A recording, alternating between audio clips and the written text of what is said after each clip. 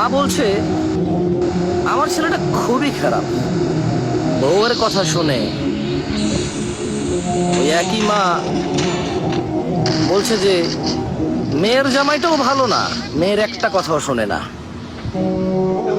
বোন বাপের বাড়ি এসে বলল যে ভাইটা আগের মতো নেই, খারাপ হয়ে গেছে, তত্ত্ব তালাশ করে না, দাওয়াত দেয় না, খোঁজ খবর নেয় না, ঈদ চাঁদ কোরবানি যায় জামা কাপড় দেয় না, একটু দাওয়াতও করে না, একটু বিপদে পড়লে হেল্প করে না।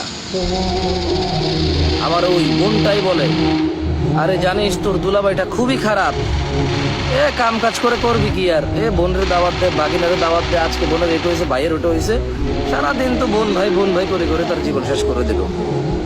ভালো পড়েনি জামাইটা, মানে ভালো পড়েনি।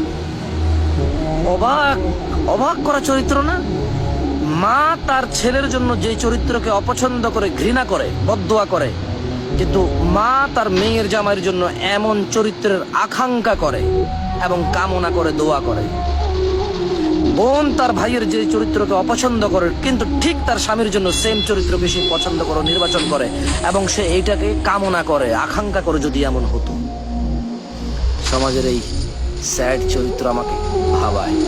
আমি সবাইকে বলবো না, এরকম হয় আমরা দেখেছি।